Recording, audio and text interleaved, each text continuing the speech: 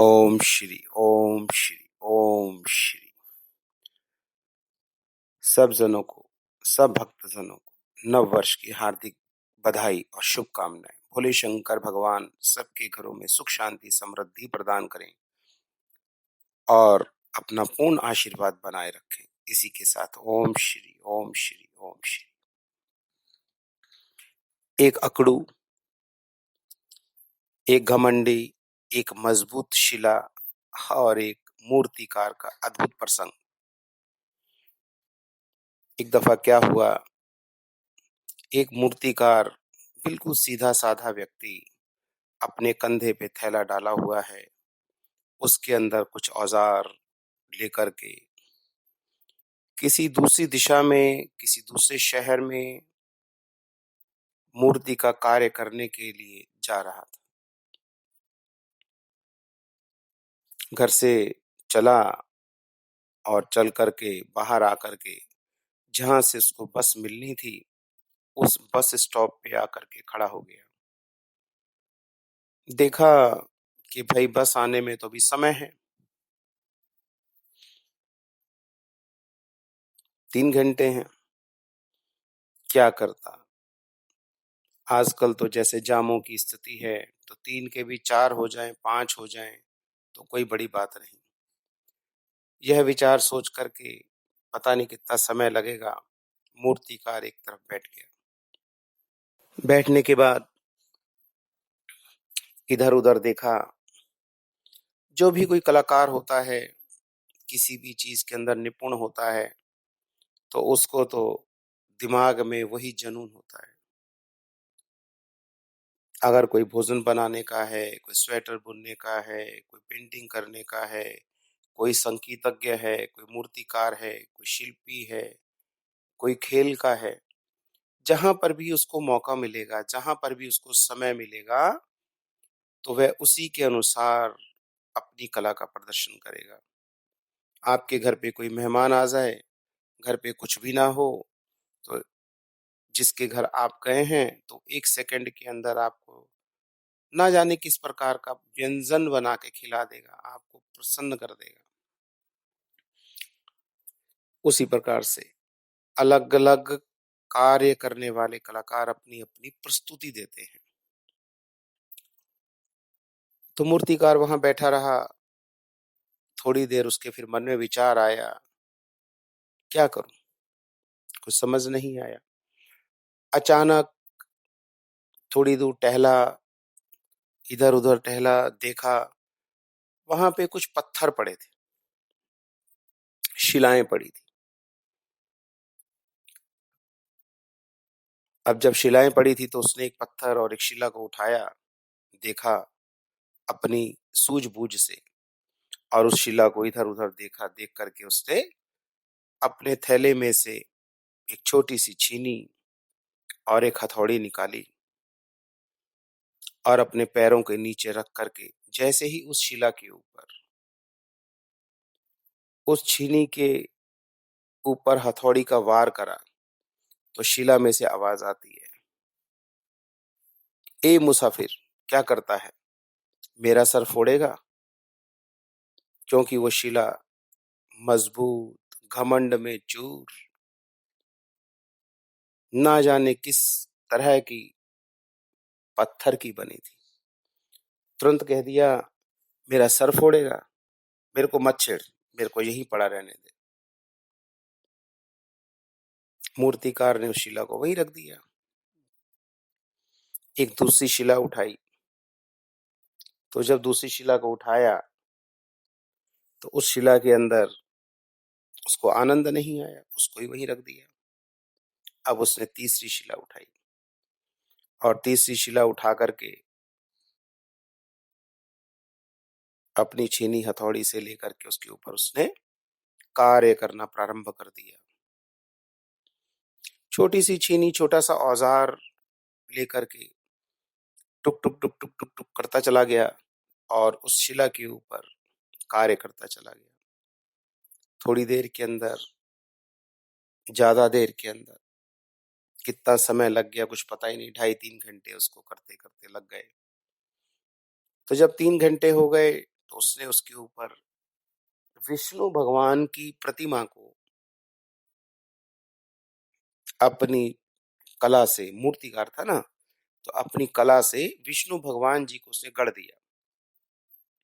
बड़ी सुंदर मूर्ति बना दी विष्णु भगवान जी की। और जहां पर वो घमंडी शिला पड़ी थी, एक और शिला पड़ी थी, उसी के पास उस शिला को खड़ा कर दिया, वृक्ष के नीचे, एक वृक्ष के नीचे उस शिला को खड़ा कर दिया, पत्थरों का सहारा दे करके। अपने आप कलाकार, मूर्तिकार उस शिला को निहारता है। बड़ी सुंदर लगी।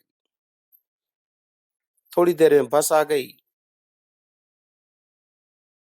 वो शिल्पी बस पे बैठा और अपनी दिशा को चला गया। समय बीतता चला गया, बीतता चला गया। वो घमंडी शिला भी वहीं रह गई, वो शांत शिला भी वहीं रह गई, और वो तराशी हुई शिला भी वहीं रह गई। शिल्पी कार्य करके, मूर्ति को तराश करके, उस शिला को तराश करके वहां से आगे चला गया, जिस जगह उसने अपने काम रोजी रोटी के लिए जाना था। परदेश में, दूसरे देश में, दूसरे गांव में जाने के बाद वो 1-2 साल जब वहां पर कार्य करके, अपना कार्य करके अपने गांव को दोबारा से लौटा, क्योंकि पहले जमाने में देखा होगा कि रोज तो बसें चला नहीं करती थी। 1 सप्ताह में चल गई, 15 दिन में चल गई, 20 दिन में चल गई, इस प्रकार से यात्राएं होती थी। या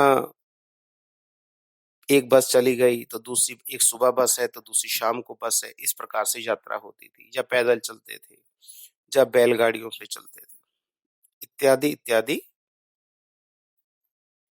संसाधन थे।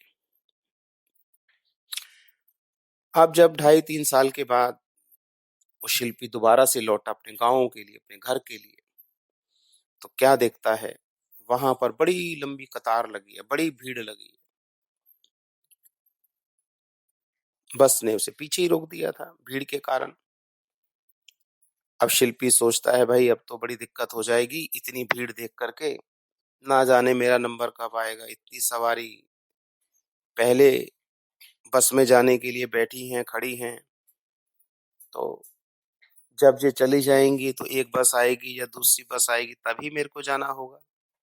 मन में घबराहट थी, कोई बात नहीं, परंतु फिर भी वो वहां से पैदल चला कि भाई जहां से मैं चढ़ा था, देखूं तो सही क्या है। तो दूर से देखता है वहां पर एक छोटा सा मंदिर बना हुआ दिखा उसे, कि भाई यहाँ 3 साल पहले तो कुछ था नहीं, ये मंदिर किस चीज का बना, ये मंदिर कब बन गया। कोई बात नहीं, जब जाके पास देखा तो अद्भुत नजारा था। उस शिल्पी ने, उस कलाकार ने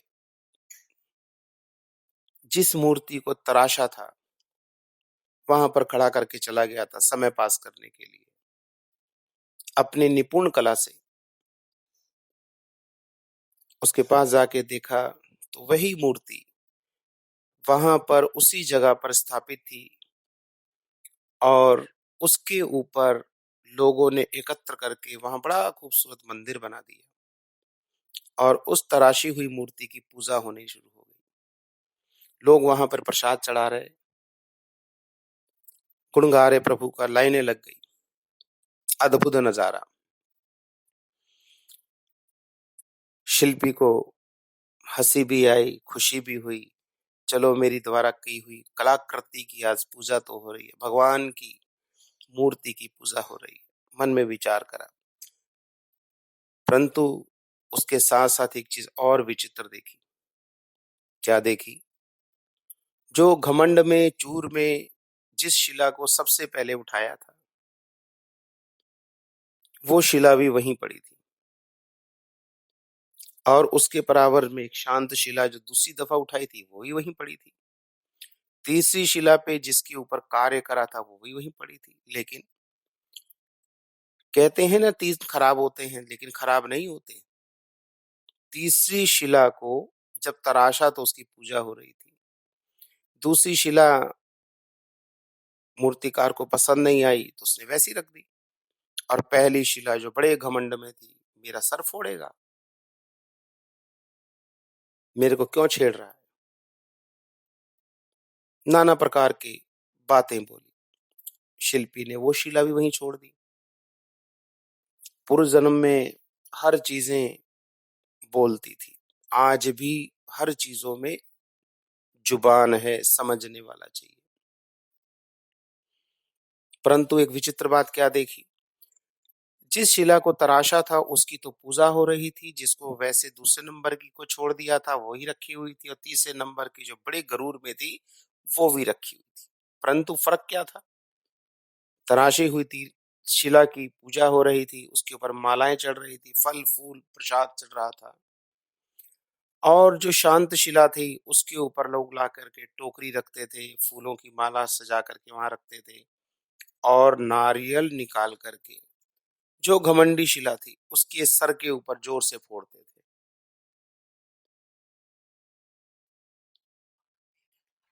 और वो मंदिर के बाहर पड़ी थी, थोड़ी दूरी पे पड़ी थी। उसके ऊपर नारियल को फोड़ना और फोड़ करके फिर भगवान को चढ़ाना। शांत शिला के ऊपर से प्रसाद उठा लेना, भगवान को प्रसाद चढ़ा देना।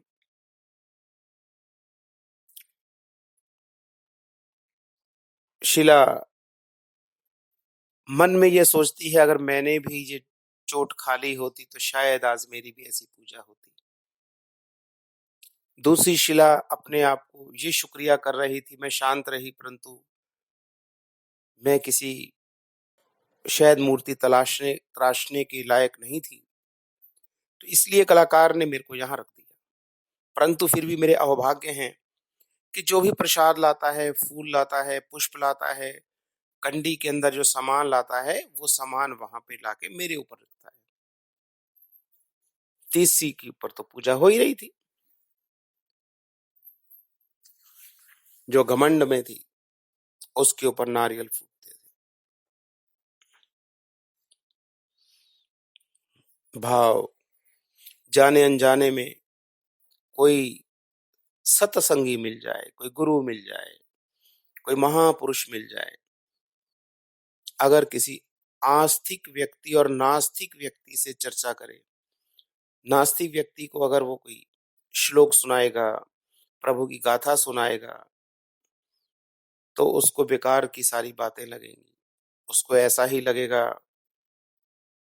कि पता नहीं कैसी बेकार की बातें कर रहे हैं। उसका मन नहीं लगेगा, चित्त नहीं लगेगा। परंतु जो शांत होगी, ना उसे कुछ अच्छा लगेगा, ना कुछ उसे बुरा लगेगा। वो शांति से सब सुन लेगी। बाकी सब उसके विवेक के ऊपर है कि उसने क्या निर्णय लेना है, क्या नहीं लेना। तीसरी शिला, तीसरा व्यक्ति उस शिला की तरह आराम से सारी बात को सुनेगा, बुरे शब्द भी सुनेगा, चोट भी खाएगा, तो अंत में वही निखर जाएगा। एक हम धोबी को कपड़े देते हैं कि भाई ये कपड़े साफ कर देना। हम तो उसे कपड़े दे करके चले आते हैं, परंतु कभी किसी ने सोचा वो कपड़े कैसे धोता होगा? बड़े कीमती कपड़े, आजकल तो वॉशिंग मशीन है, घर में डाला और उसमें धोना शुरू कर दिया। बटन दबाया, अपने 4 काम कर लिए। परंतु धोबी को कपड़े दोगे, वो गर्म पानी में रखेगा, सोडा लगाएगा, मसाला लगाएगा, फिर घाट पे जाएगा, और घाट पे जा करके उसको एक किनारे से पकड़ के, वहां एक पत्थर सेट किया हुआ था उसने, शिला बना रखी होती है, और पीछे से कमर के ऊपर से घुमा करके जोर जोर से मारेगा। धोबी को इस चीज से मतलब नहीं कि वो कितना कीमती है क्या नहीं, उसको तो उसकी सफाई से मतलब है। जोर जोर से मार करके उसकी सारा मैल को निकाल देगा, और जब आपके पास कपड़ा इस्त्री करके प्रेस करके आएगा, आप कहोगे धोबी ने क्या बढ़िया कपड़ा धोया, आनंद आ गया। बड़े लोग ड्राई में दे देते हैं, छोटे लोग धोबी को दे देते हैं। मतलब जिसका जैसा बजट उस प्रकार से अपने वस्त्रों की मैल निकलवा लेते हैं। उसी प्रकार से संत, योगी, महापुरुष के पास जब कोई व्यक्ति जाता है, तो वो भी धोबी की तरह ही आपके मन का मैल निकाल देते हैं, आपके मन का विकार निकाल देते हैं, आपको सजा देते हैं, संवार देते हैं। वो शब्द आपको 1 सेकंड, 2 सेकंड के लिए बुरे तो लग सकते हैं, परंतु अगर उसका गहन से मंथन करेंगे, तो आपको आनंद आएगा।